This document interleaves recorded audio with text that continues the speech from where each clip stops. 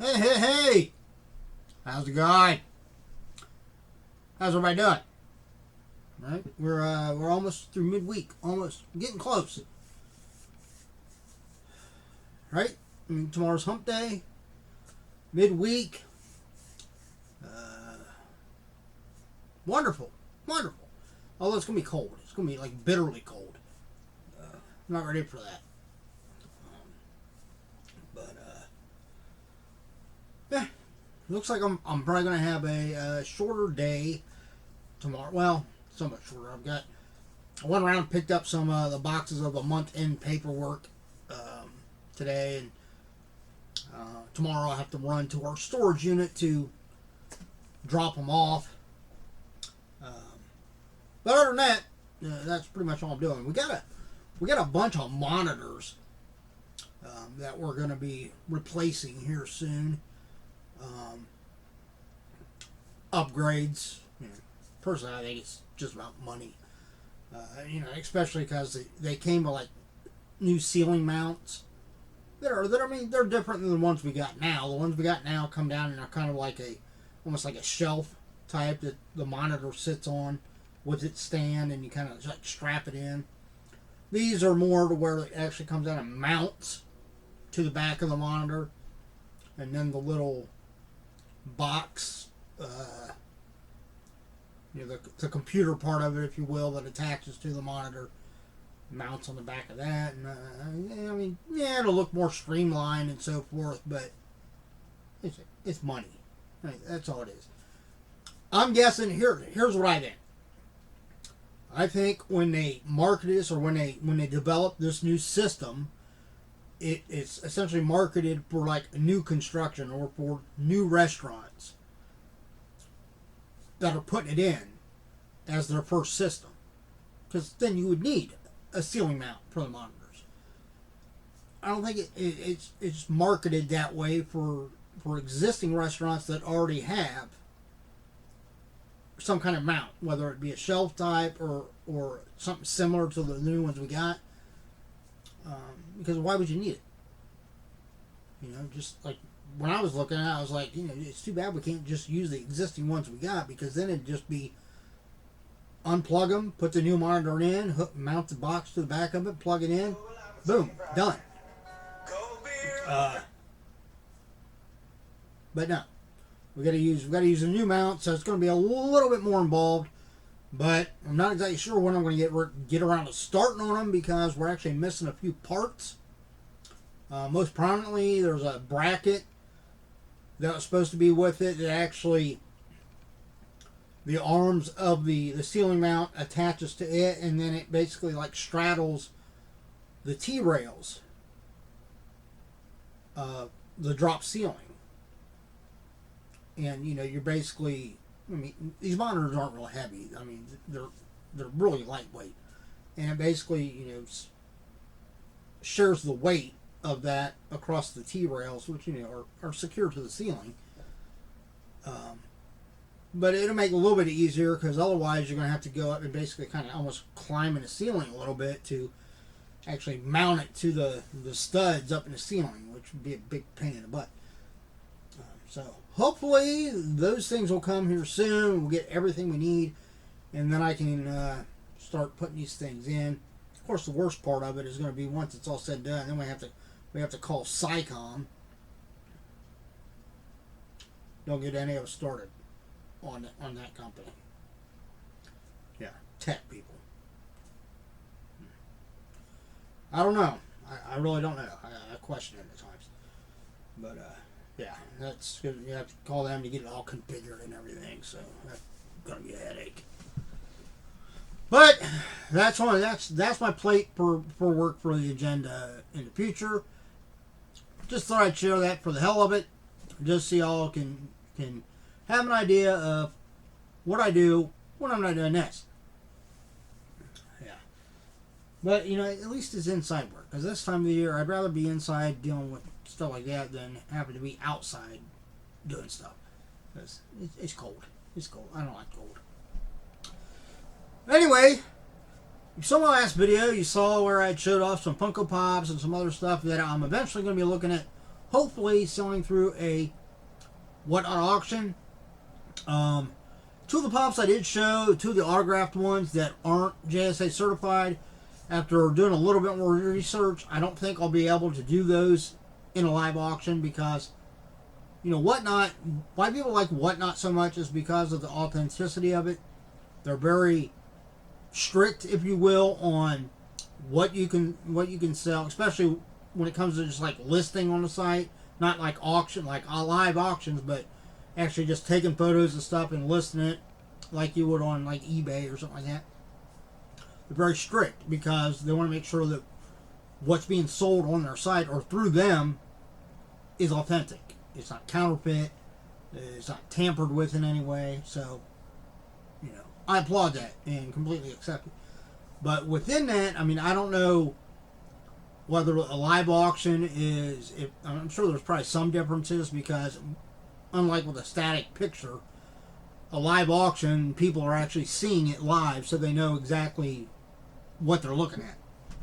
But when it comes to autographs, I think they still have kind of a rule about they have to be like JSA certified. So those two pops, I'm going to have to fill out and look at sending them to JSA to get them certified before I can auction them off. But still might be able to do it because who knows when I'll actually get approved to do auctions. It might not be for a couple months. So hopefully I'm going to look at here soon, sending them in to JSA to get certified. But what I thought I'd do real quick is pull out some more of the cards. Again, cards are something I've kind of seen on there where people have had just, you know, non-graded cards, even autographed ones that looks like they've been able to auction them off. So I don't know whether that JSA certification applies to autographed cards.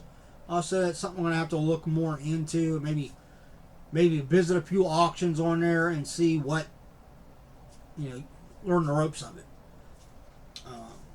If anybody watching this has done or does Whatnot auctions, and you can elaborate on, you know, like some of the cards I've shown and some of the cards I'm going to show here, or whether, you know, do they have to be graded cards? I mean, if they have to be graded, then I probably won't be doing them on auction because I don't have the money up front to, or the time to wait to try to send it to, you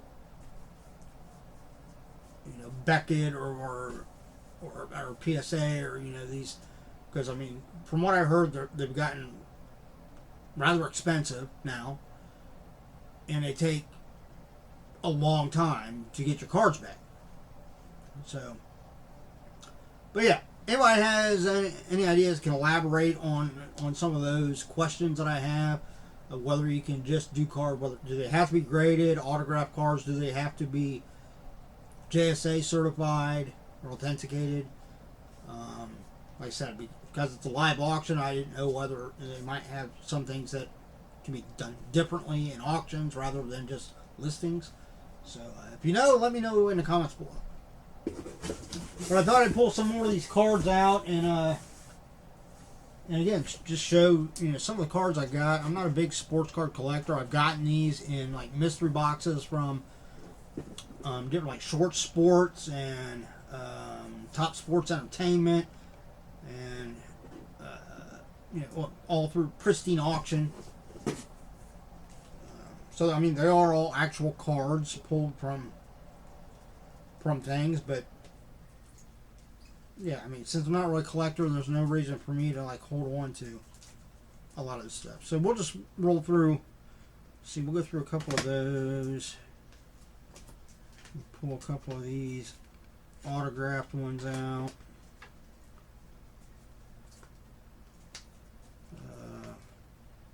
That one's a pretty good one. This one's a graded one. Yeah. This looks like a good little bit. I got enough in here I can probably do a couple of short videos. So, alright, here we have, what does that say? Prominence, black and blue. It is, look on the back. Devery Henderson from the Saints. Again, this is a numbered card. It's numbered on the back. It's 146 out of it. Looks like 199. It is a fabric patch card. Trying to get where it'll focus. There you go. I don't know whether you can see the number. There you can kind of see it down where like his knees are, where it's numbered. Next we have a Future Swatch jersey. The U19 national team, USA football, Cameron Burse. It's a big fabric swatch in that card. Next we have Game Day Gears Upper Deck. I don't think this one's numbered. No, it's not numbered. But it's Joe Flacco.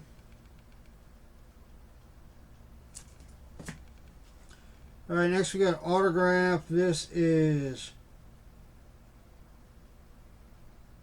that Hagen?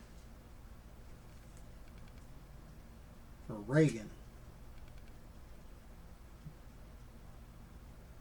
I think it's Reagan Danner.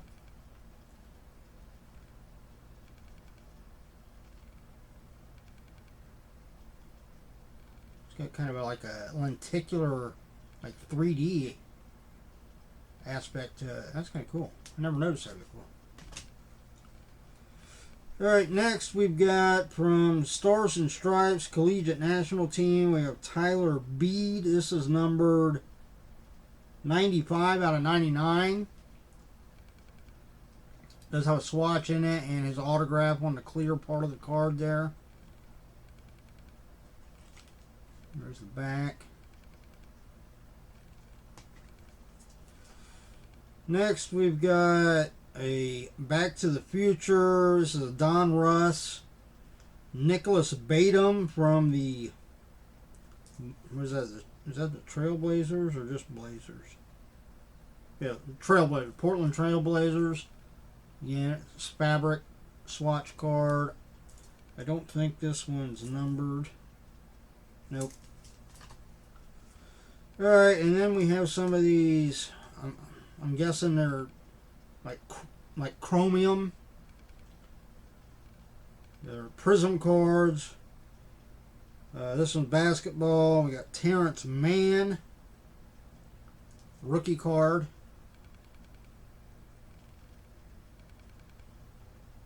Those are really cool looking cards though. Alright, next another prism card. This is football. We have Jake Fromm. Buffalo. And I don't see that one's not numbered either.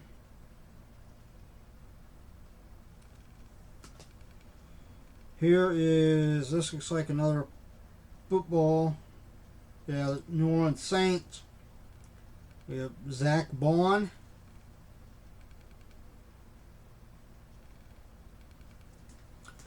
Alright, where are we at? 14 minutes and I can pull out, let's just pull out a couple more. Alright, next we have, this one might actually be a pretty good one. From the, what is that, the New Jersey, is it the New Jersey Nets?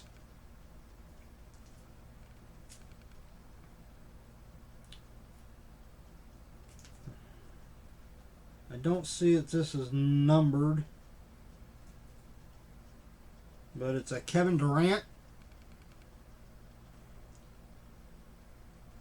That one's like all chromed out. Alright, next we've got the professional baseball 150 years. This is a Topps card, Robinson Cano. And this, like that 150 years is an actual like fabric patch. On the back it says, congratulations, you have received a 150th anniversary commemorative patch card from 2019 Topps Baseball Update Series.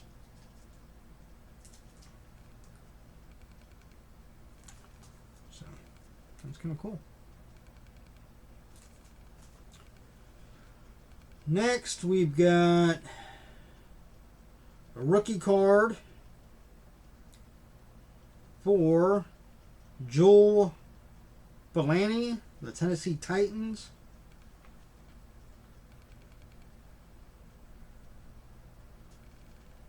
It's a pretty cool card.